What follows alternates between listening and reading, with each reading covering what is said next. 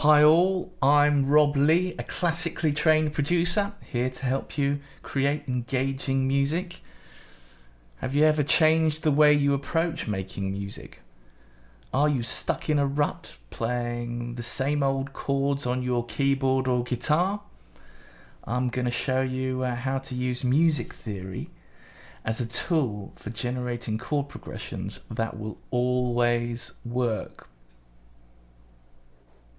So first up, I'm going to choose a tempo, and I'm going to take a tempo of 115 BPM.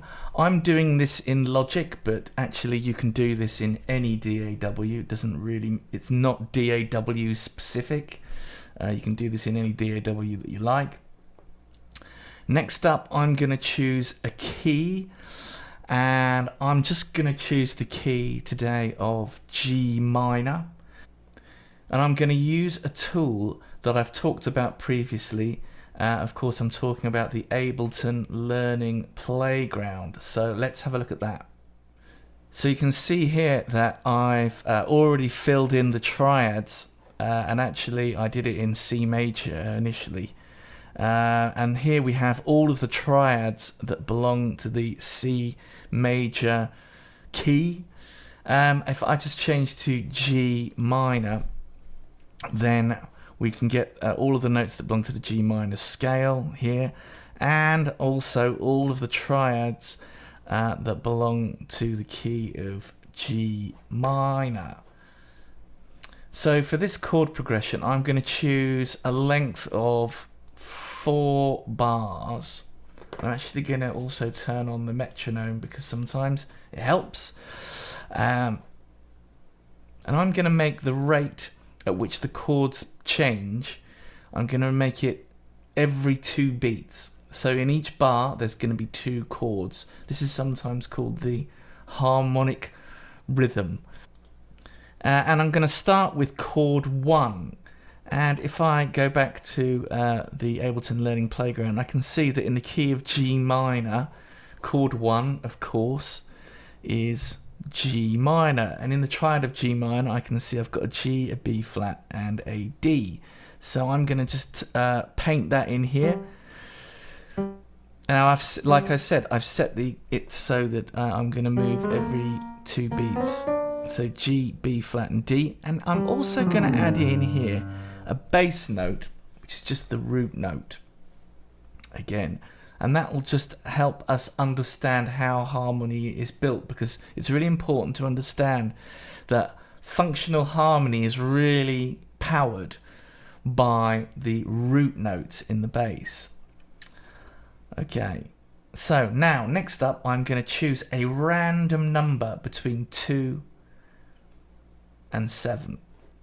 So I'm just going to choose 5. And if I count up 1, 2, 3, 4, 5. I can see that chord 5 in the key of D minor is G minor, is D minor, D, F, and A. So there we have it.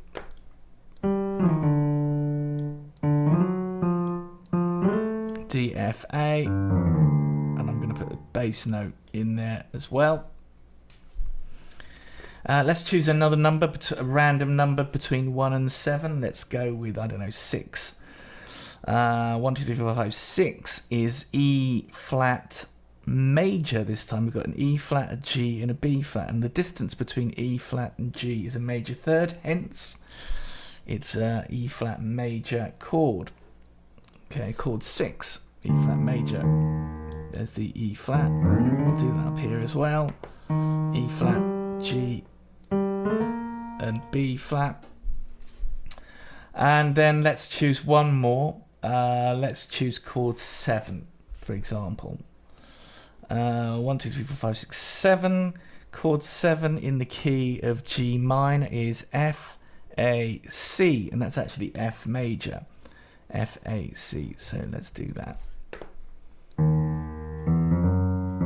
F, again. I'll do another F up here. F, A, C. And let's just have a quick listen to that. Nice and simple, but it works, and we've kind of used random numbers to really help us generate this chord progression. If I just copy and paste it over, what I'm going to do at the end is I'm actually just going to repeat chord 5 again. And the reason why is because when chord 5 moves to chord 1, you get a perfect cadence, and that's something we're going to talk a bit about later on. So let's have a listen to our chord progression.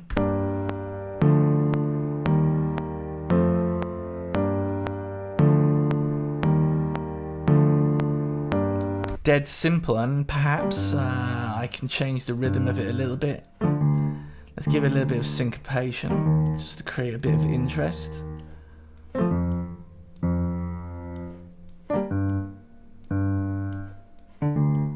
Of course, I've chosen a harmonic rhythm of 2 chords per bar, but you don't have to. You could just choose 1 chord per bar. You don't have to do it at the same tempo that I'm doing. You can choose any tempo that you like. So let's have a listen to this.